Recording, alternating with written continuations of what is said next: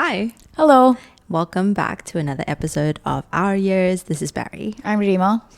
As you get older as well, one of the things that happen is you have friendship breakups, either conscious or subconscious, right? They do happen. Either you move away or you just lost so much context with someone, you sort of drift away and you have your own life, and then that's a gradual friendship breakup. And then there's also times when you just outgrow people, right? Who you were as a kid is so different from who you are as an adult. And I feel like even the person I was like last year is so different from who I am this Right. year. So you do outgrow people, and then you have to sort of sit down and have a conversation with your friend and be like, maybe we've just outgrown each other. What happens next, right? Have you had a friendship breakup? Yes, and I think I agree with the gradual, but I've also had friendship breakups where it's almost like a relationship breakup. And I would argue that it's almost as hurtful. Of because course. to me, right, like friendship, I consider friendship to be as important to me as a relationship. Yeah. And so when those close friendships have hiccups and you have a fallout, I think it impacts me the same way as relationship does. Yeah. So I think in the past, like obviously the gradual ones are just a natural progression of you growing, and if they don't grow together with you, you kind of just naturally filter them out. Yeah. But for the ones that I said are more like it just happened because of one trigger and you guys talked about it and both people agree that it's not something that you can resolve. I think those friendships hurt a lot more because you both kind of want to put in effort, or at least one party wants to put in effort into resolving it, but maybe the other party does not. And that's happened to me, when I was an adult. Like some trigger happened, and we kind of were just like, okay, let's talk about this. And after talking about it, they felt like they couldn't understand it from my perspective. And for me, I was just like, I understand from your perspective, and I think I understand where you're coming from. And so going forward, now I understand. So I'm happy to move on from this, and I won't let it happen again because now I know that that is your boundary, right? And to me, that's how you communicate. And just like a relationship, you talk about it, understand their boundaries, understand where they're coming from, and then you try not to do the same thing going forward, right? But to them, it was it was almost as if I did something so wrong that they couldn't forgive me for it. And so they weren't willing to make amends. And I think that really hurt me. And I think it was one of the biggest friendship breakups I had, because I felt like she was someone I considered very close to me, especially in that point in time. Yeah. And we had so much in common, and it was just very sad that happened and that we couldn't pass it. Yeah. Yeah. That is sad. Yeah, so it's, friendship breakups do happen, but I think you just gotta accept it as life. How about you?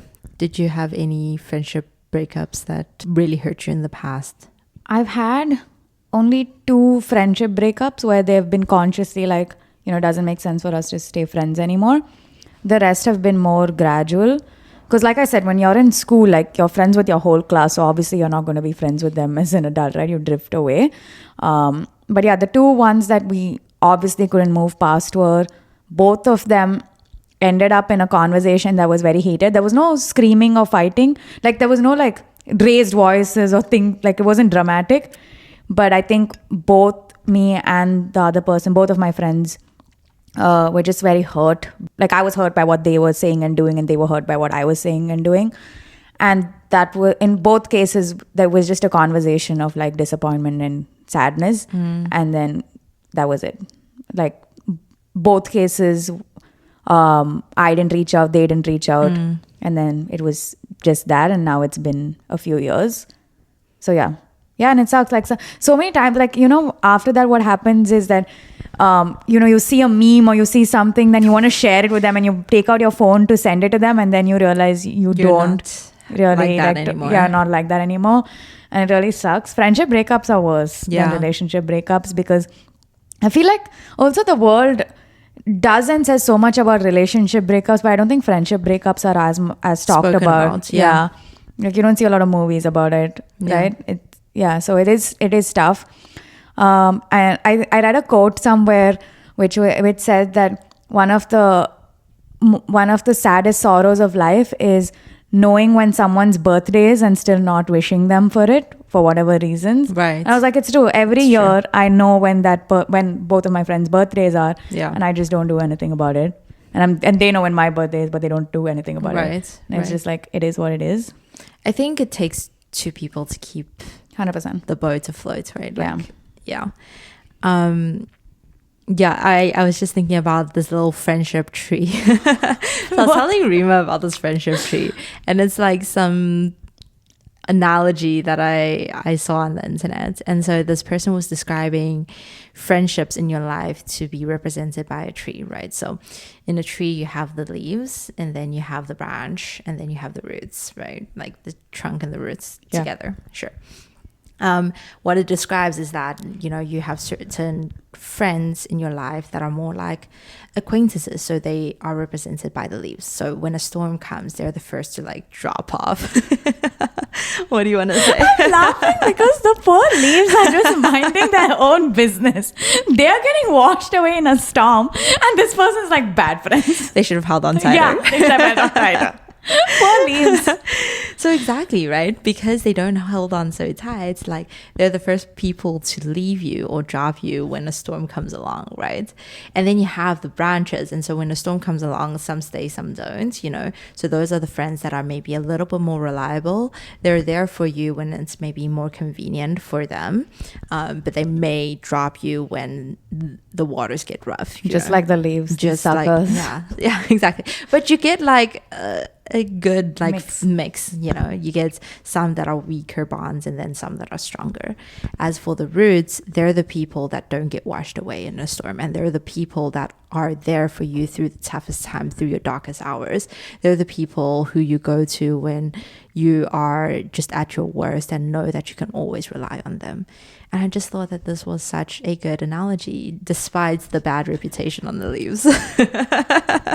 It is a sweet analogy. I'll give it to you. Yeah. And so I was just like, I think it's so true. Like you do have these like different buckets of friends. Yeah, I just thought that this was such a good analogy to describe the different buckets of friends that you have in life. And so to think about it at like a broad or the bigger picture, you know, the roots are the people that you invest most in. And they are always there for you throughout your life. Yeah. Did you have an other analogy about trains? And people coming and going off the train? Yeah, I did. But that was more so for relationships, but I'll give it here anyway. Okay. Please. So like my analogy that I thought about is like, you know, everybody's kind of on this journey and they're taking a train going to whatever destination, right? And you know how trains, people hop on and off at different stations.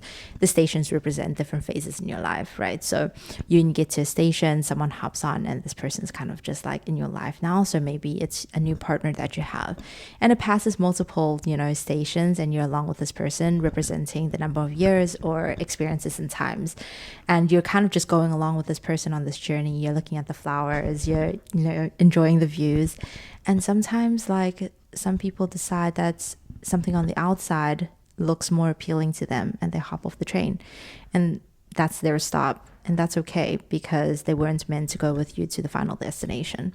And so you should just let that go, because ultimately when you get to the next station, there'll be someone new. Yeah. Very sweet. Yep. I think that's similar for friendships too. Sometimes people get off, and unbeknownst to you, you meet them later in life. Yeah, they might hop back on after they've done a little, maybe walking to the 5 stations after. They're on their own journey. Yeah. Yeah. Okay, so that brings me to the next thing that I want to ask you is, what are some of your friendship rekindling stories?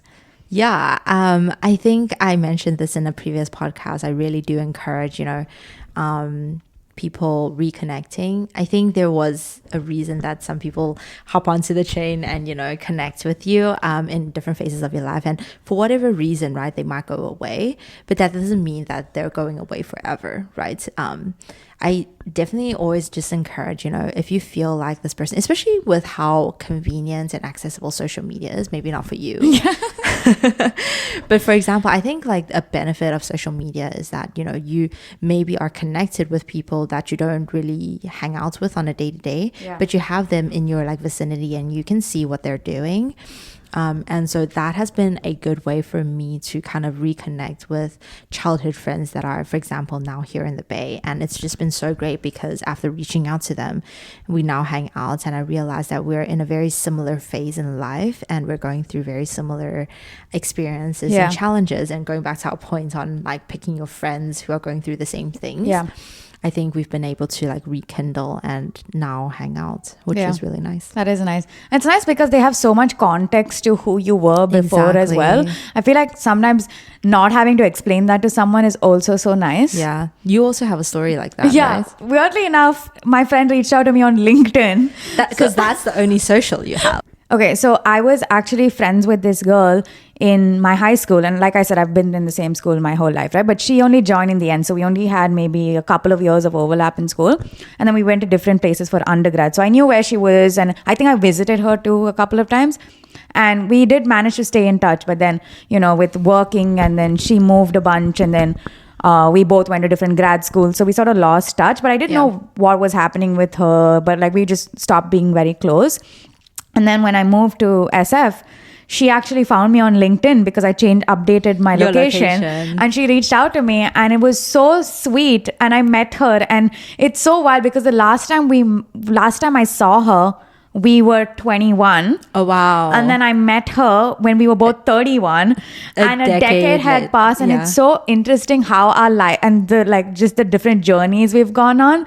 And it's so sweet to see like still her family. Like I met her family for Diwali last year, and it's so sweet to like just talk about like what we were and like how we were as kids and what's happening now. Yeah. And it's so funny because like when we were younger, she'd like lead the charge when we would party. Like she would start pre-gaming at midnight, so we were going out only post that, okay? And she'd be leading the charge, and she'd always be in like the highest of heels, dressed to the T's. Now like she's like 10 o'clock, time for bed. Me. But it's also me. But it's so funny to see that like in my mental model, her at 21 and us now.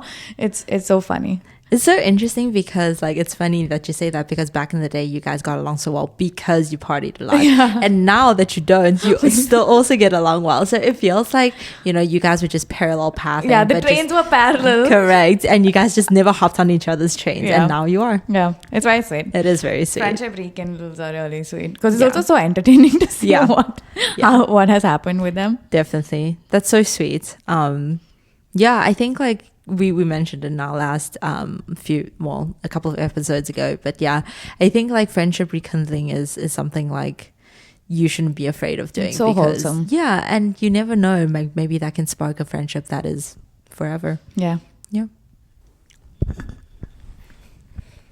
Okay, discussing the other types of friendship. Have you ever had the experience of toxic friendships? What do you mean by toxic? Just people that are malicious, who unfortunately are your friends.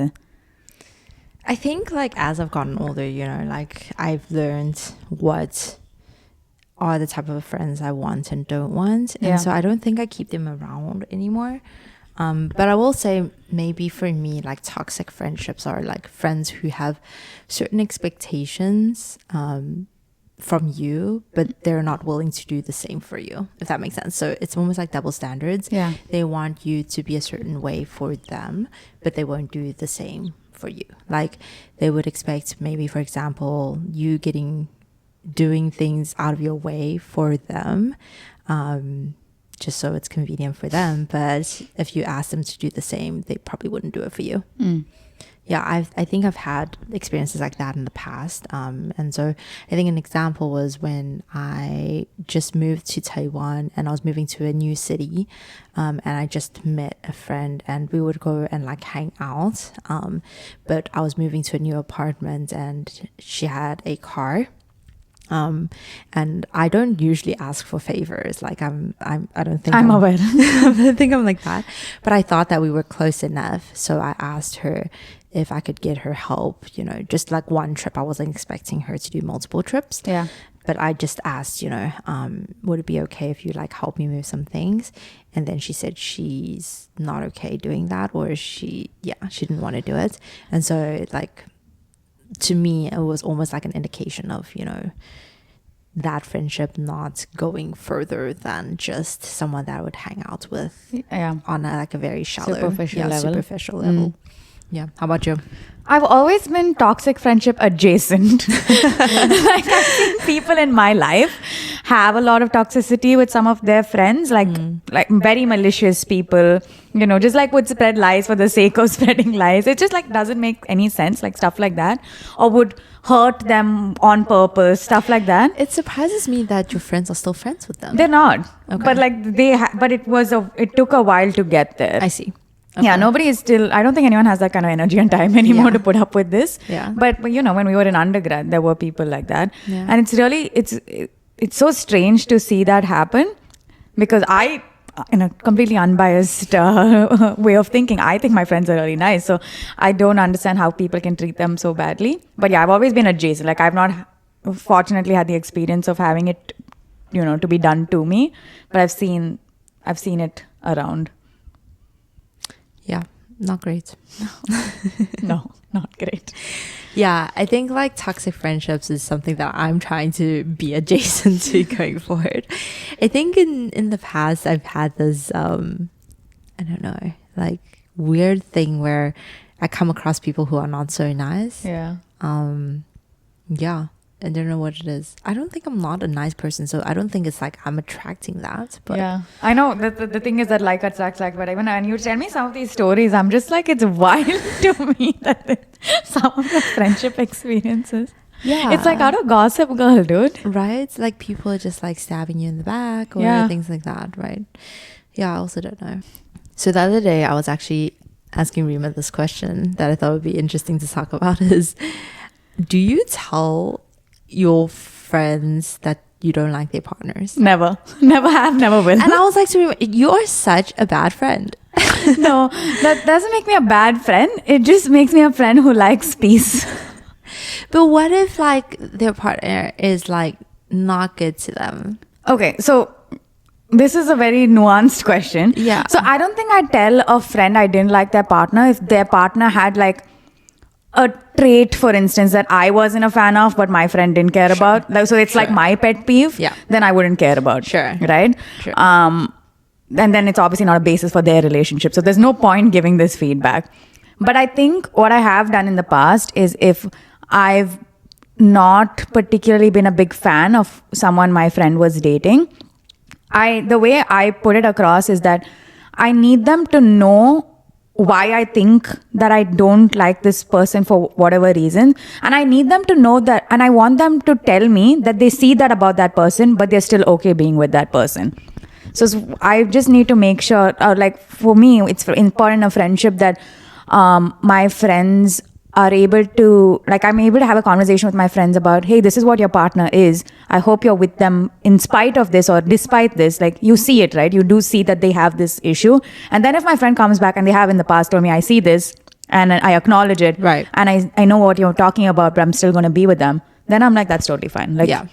You're not like blinded by love to see this, right? So you can see it, I can see it, we both acknowledge this, and people are in relationships for all kinds of reasons, right? So it's not my place to tell them to do that, or to be with someone for the right reasons. But so that's what I've done in the past. But I've never been like, if you continue to date this person, I won't be your friend. Like that, I've never done that. Not that's like extreme. Yeah, right? I've never done Unless that. he's abusive or, you know, he's doing things to my friend that I don't believe is good for her or that she deserves, then I think I'll be very upfront about it and be like, you know, if this is the life you choose, I don't think I would want to see that for you. And so It's too hard for me to see this, so that's why I'm Right. stepping away. Yeah. But if you need me, I'll be there, but I Right. can't be actively Right, involved. right. It's sort of like an intervention. yeah, almost. But I don't think I've gotten to that stage in my life where Yeah. my friends are like that. I think my friends are pretty like logical people. But in an event like that, I think I would, because I would want her to know how serious I feel about it. Yeah. I feel like for me, I always feel like a relationship will run its course. You know, if this person, their partner is bad for a friend, then it, like I said, it'll eventually run its course, and I don't think I have to intervene. Yeah. And also you don't know how your friend is going to take it, right? Like I think previously I tried telling a friend how I felt about their partner, and I don't think it went too well. Yeah. But it also didn't go badly. It just, I I then thought to myself, maybe sometimes people don't want to hear it, you know? Yeah. Or they can't hear it. They don't want to hear it at that particular moment in time. I think it's when you also give feedback that matters. Maybe. But also, I think it's the person also, right? Like, if there's someone who doesn't think that us talking about their relationship because it's personal to them, then maybe for that particular person, I shouldn't talk about how I feel about their relationship, given I'm a third party. Yeah. Yeah. So it's just different people, I guess. Yeah.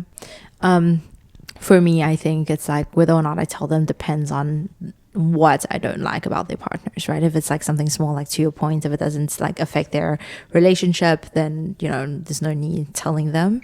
Yeah. But Pick your battles. yeah, you pick your battles. And also it's like my preference, right? But if it's something that's impacting them directly, then I think I'll think about it seriously on whether or not I want to tell them. Yeah. Do you think it's okay to date your friend's ex? Oh, Juicy. juicy. I think yes and no.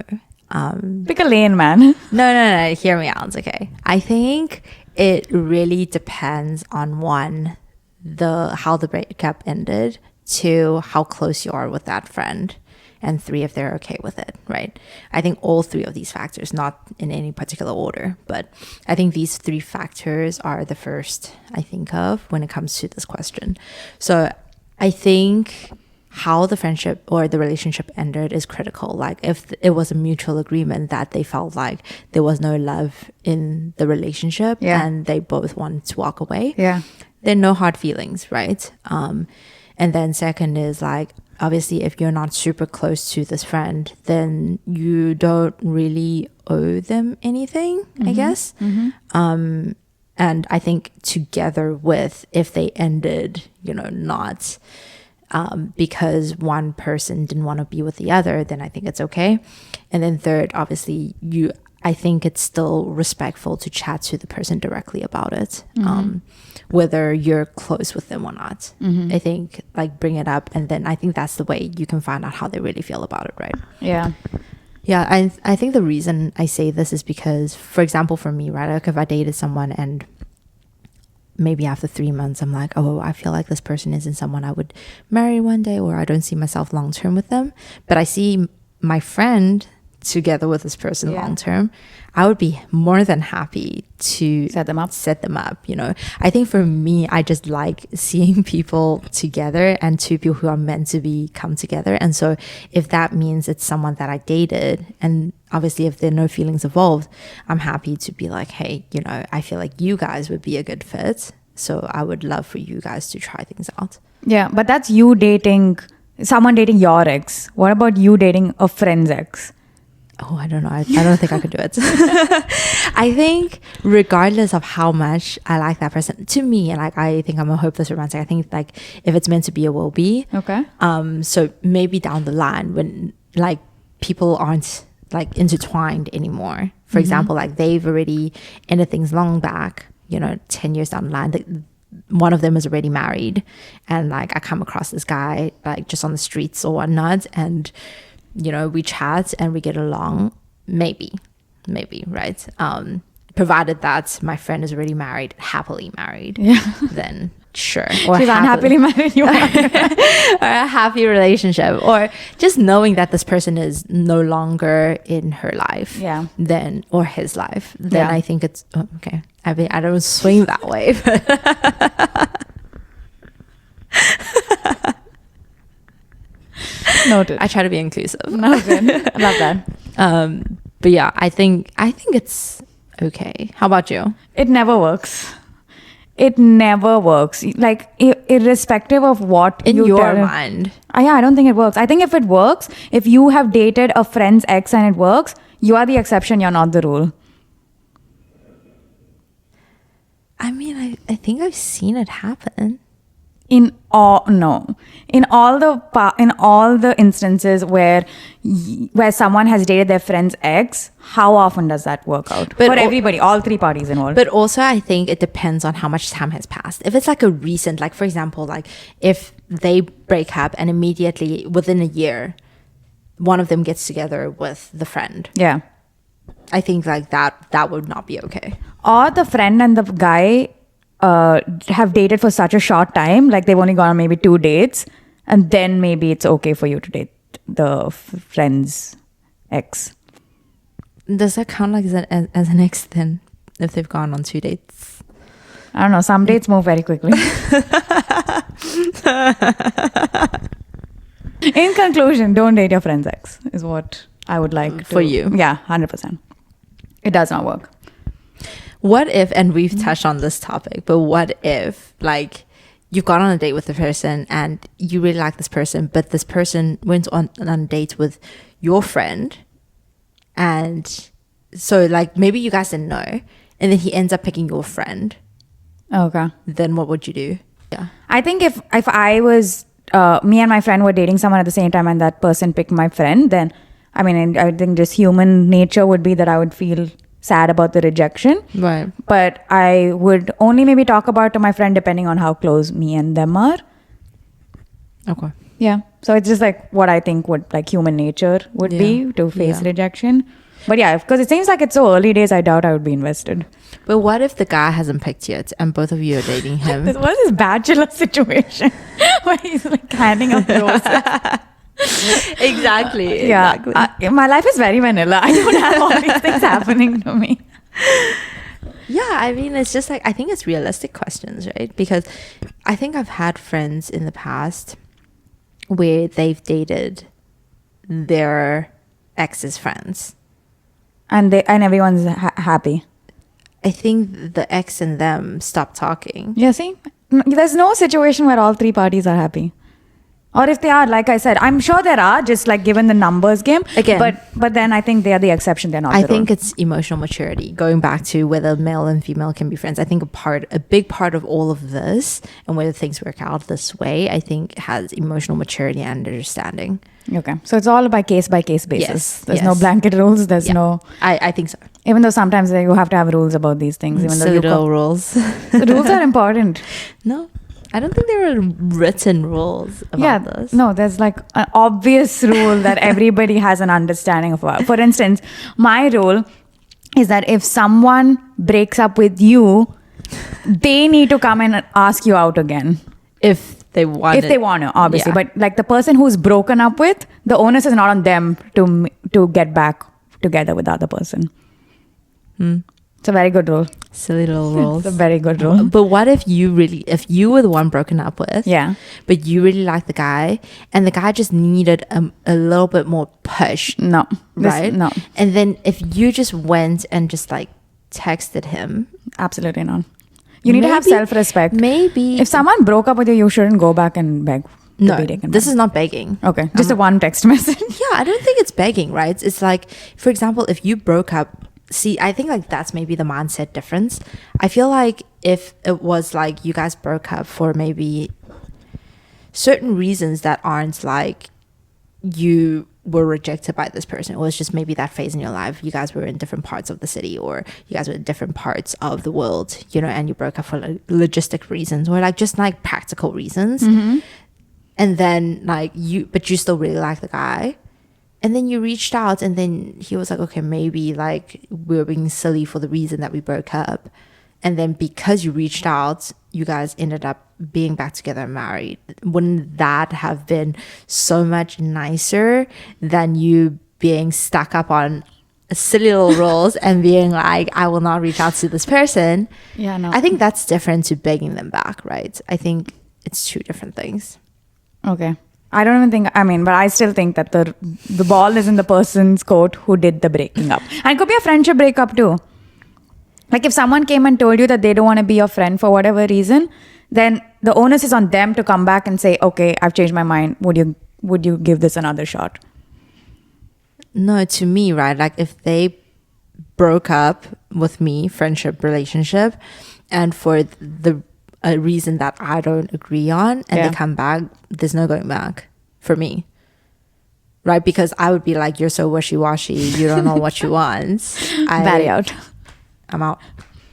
You gotta understand what and value the things that are important in your life to me, right? And so for me, I think I come from a place of like, I value that friendship or relationship so much that I am willing to oversee that you wanted to break up that friendship or relationship because I value it so much. And that's why I would be fine reaching out even if I'm the one that got broken up with.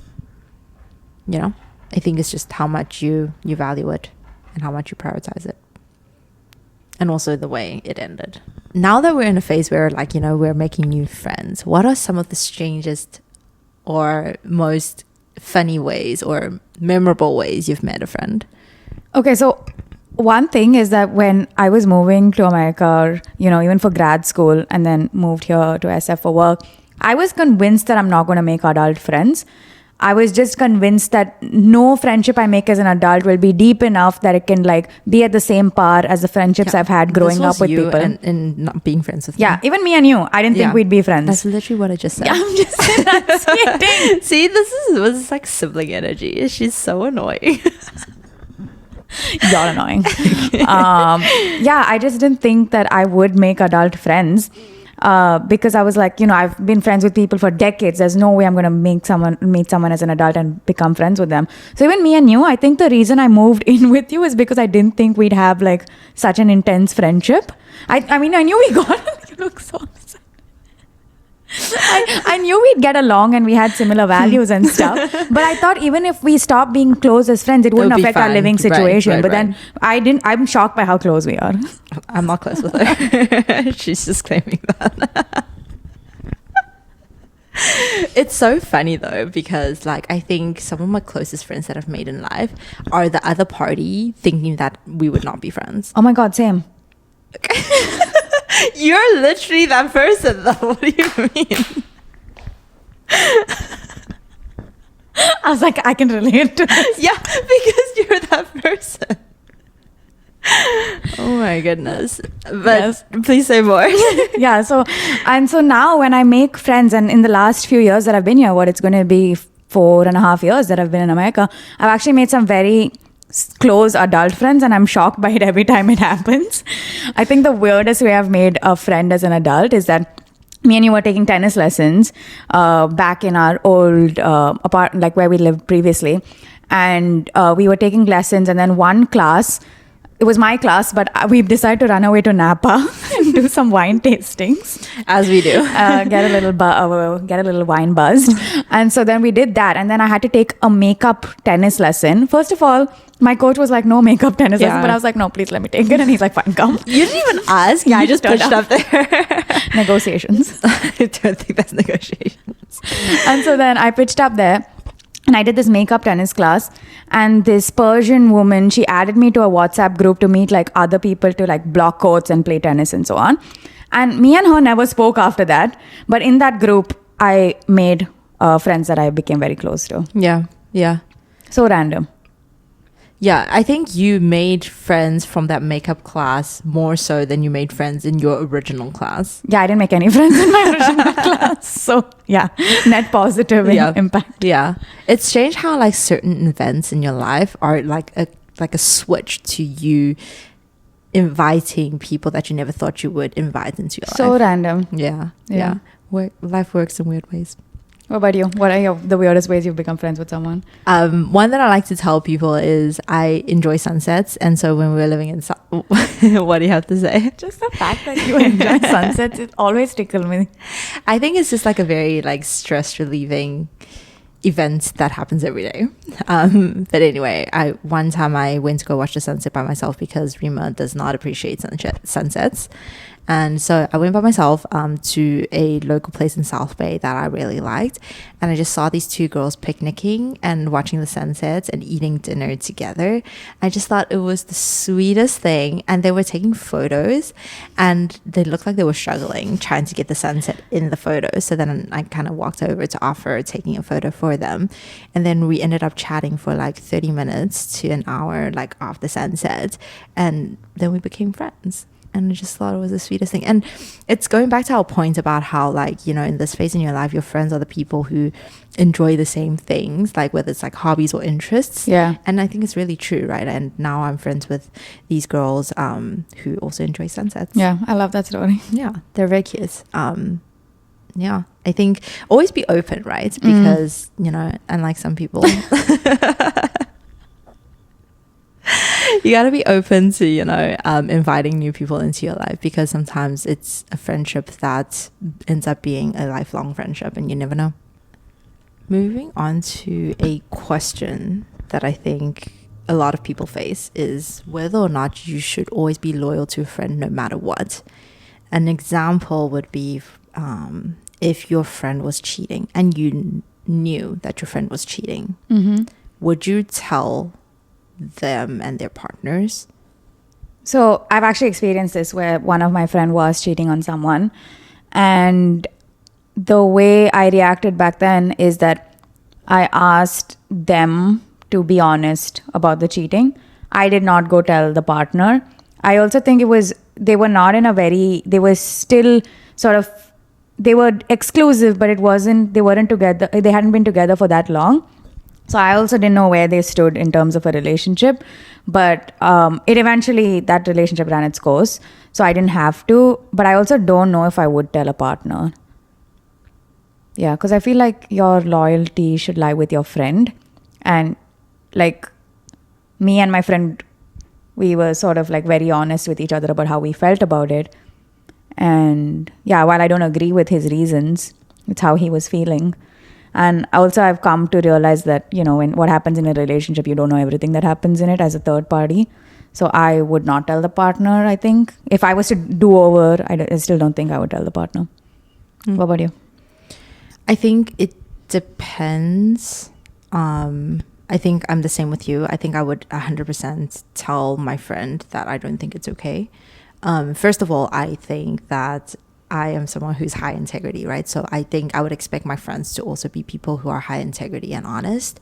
And so if this were a friend of mine that I felt is very close with me, I'd be very honest, right? And I would actually expect that they would be honest too, because friendships with the same values are the closest to me. I think I've had a similar situation where I think they were going through something, and I don't think they cheated, but I think they were not in a place where they felt like they were able to be fully loyal to their partner. So I don't think I can speak firsthand, but I was just thinking, if it does go down that road where my friend is not loyal to their partner, what I would do, I think same to you, like your point is I would tell them, but I think I would go the extra step to, especially if I felt like I was friends with their partners. Yeah. I feel like if I know their partner like firsthand and I'm actually friends with them, Yeah. and I know what sort of person they're like, I think I would tell my friend, if you're not going to tell your partner, then I will. Because I think this person or their partner has become my friend, right? And if I was that person, I think I would want to know. And so I think I would tell them if my friend doesn't. But again, I think it depends on how close you are with that person. Otherwise, I would just leave it at, I'm telling you honestly that I think this is not okay. You should tell your partner. Otherwise, just end the relationship, right? Yeah. Just think about it like, if it was you, you would not want this. Yeah.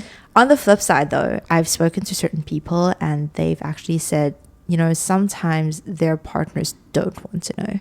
Oh. And I was like, oh, that's so interesting. And I've never seen that perspective before. Yeah. But they mentioned that, some people turn a blind eye and they're okay. They think their relationship is like good, and maybe the disloyalty is not to an extent where they're not okay with it. There are like certain levels of like cheating, right? Yeah. And so if they're okay with it, why go and break up that relationship, was this person's argument. And I think they've kind of like sold me on that, right? Yeah. It's true. Like some people don't care for cheating as much as we do, or there's different levels of cheating. Yeah. Yeah, I don't think I've ever brought up with a friend's partner the sort of like what the status of their relationship is. I don't think I've ever initiated that conversation, and I can't remember ever having it as well. So yeah, I think it's in the same vein, like you wouldn't discuss any aspect of their relationship without your friend being in the room or your friend being part of that conversation. Right. Yeah.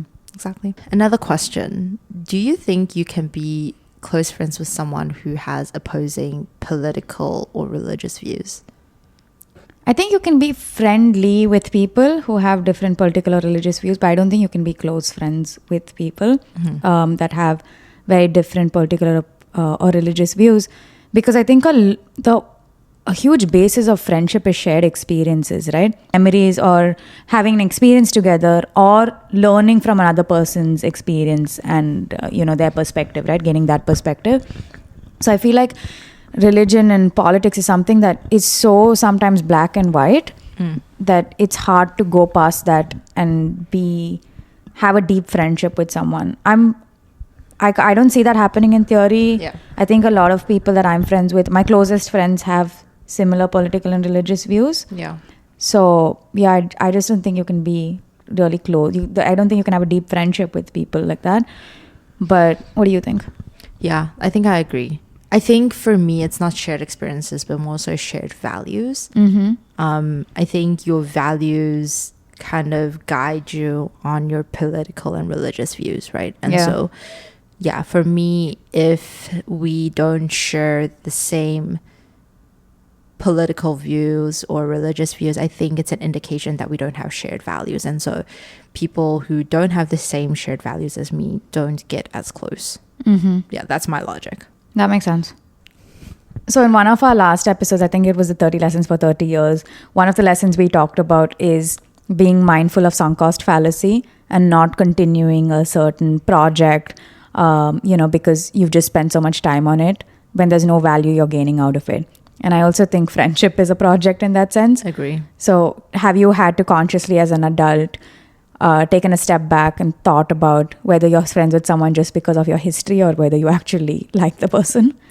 No, I don't think I've ever let that get in the way of me being with a friend, because we have all this history. That's why I need to be friends with this person. I don't think I've ever had that. And so, yeah, I think for me, I try to keep what I think is value or worthy to keep in my life. And so if friendships end up fading or distancing, I think that's okay. Yeah. I think especially now that you have very little time and energy to spend, I think it's only natural that you spend it on people who do actually add value to your life. So yeah. How about you? I think for me, there are definitely some friendships in my life where our shared history is a huge reason we continue to be friends, because they just have so much perspective and context on my life and I to theirs. So it helps to, even if day to day I don't know what's happening in their life, just that experience is enough to keep this friendship going forward. Right. So if there comes a point when, what is happening in my day to day life, and I need them to have that context more than any of my history, then maybe that friendship would, we'd outgrow each other, but it hasn't come to that yet. Yeah. Yeah, I think sunk cost fallacy is something we often get caught up. Sucked into. Yeah. And yeah, again, I think it's just being mindful. You don't want to spend time and energy on something that doesn't serve value in your life anymore. Yeah. Yeah. I think also we're at a stage in our life where so many people around us have very different lives than us. A lot of our friends are getting married. Some are even having kids. I think some of your friends have already had kids. How do you find being friends with people who are new parents, for instance, or have young children? I think just as with any friendship, right, it's very similar to a relationship. You both need to put an effort in order to make the relationship and friendship work. And I think that goes the same to my friends who have had kids, right? I think they get really busy, more busy than I am, obviously. And so, there is limited time and energy that they have. But I think my friends have been really good in, maintaining our friendship and really putting an effort into keeping up with my life and making time for me. Yeah. So yeah, I don't think it's been an issue in my life so far. And again, I think if it was an issue, I don't think they would be my friend in the first place. Yeah, that's true. I think you asked me once if I would drop a friend because they became a parent. I think they would drop me first because parents just don't have time. They barely have time to sleep, and you don't have time to. Unfortunately, it is just a hard truth that you just don't have time for your friends once you become a parent. I think you can make an effort, and I'm not making excuses for people, but it is very hard. I think like for me, right, like for example, like my friends who have like kids, they'll be like, oh, why don't you just, like, it sucks I can't go out with you anymore, and we used to like go out a lot, but like they're like, it sucks that we can't go out with you, but we would love for you to come and like hang out at ours and catch up and play with the kids, and I'm totally fine with that because I want to keep them in my life, and I can see the effort they're wanting to put into keeping me in their lives. Yeah, I think with friends who have become parents or have young kids, it's just how much space they make in their life for you as well. Yeah. Similar to your point about how much effort they're making. Yeah. Because I mean, there's a huge shift in their life, right? So right. I think you just need to be empathetic to just how busy and definitely and hard their life is, because they're going through this like literally life-changing experience. Yeah, and I think one day you'll get there as well, right? It's like you maybe will become a parent one day. It's hard to say unless you already know that you're not. Yeah, but I think this all depends on how much you value that friend, I think, at the end of the day. Yeah. Mm-hmm. You think we'd be friends as kids, Barry? According to you, no. That's no. I feel like you were too much of a goody two-shoes, and I feel like you would have hated me when we were in like babies, and if we were at school. I think you would have not liked me. Yeah. Because I think you thought you were the cool kid. I didn't think I was the cool kid. I definitely didn't think I was the cool kid. I think you would think that you're so much better than me, because 100%. all I did was study. Yeah. And all I did was try to be the good person or the good kid in the class. Weirdly enough, all I did was study too in school. But like, I feel like you were one of those kids that like were like all for it. But I was like grumpy doing it. Yeah. Yeah. I was all for it. Yeah. I love doing homework. Oh my God, this is what I mean. I love listening in class and learning new things. Yeah. I bet you were that kid who, when the teacher forgot that they had given us homework, you'd be like, no, definitely oh not. ma'am, you forgot about the homework that you gave us. And then I'd be like, I was not that kid. No, I was like, I'm good with no homework. It's fine. But, if there was homework, I would be the first to do it. Of course you would. I would do it before the class even ended. Yeah. I mean, I do it too, and I do it well, but I'd be so grumpy about it. But I feel like you'd have like such a zest for doing it that would annoy me. But you say that annoys you, and yet you're like friends with me. And so that's saying something about you. I know. Yep. Stockholm syndrome. What is that? When you like someone kidnaps you and they keep you with them for so long, and you start liking them. Yeah. Yeah. Creep. But yeah, I think that we would be friends, but I don't think we'd be close friends. Because Baby Barry just makes friends with everyone. I'm kidding. But I can see you totally hating me. I can say that too. Yeah. Even now, even as an adult, were you going to say the same thing? I think so. The other day we were doing chores and I was like, Barry, what's the chore you really dislike? And she goes, I like all chores. I did not say I like all chores. You said I don't dislike any chores, which is basically the same thing. It's not the same thing. Yeah, and I was like, oh God. I don't mind doing them, but it's not like I like them. Yeah.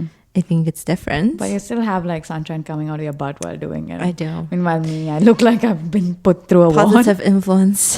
One day you'll also like all chores. That cannot be the benchmark.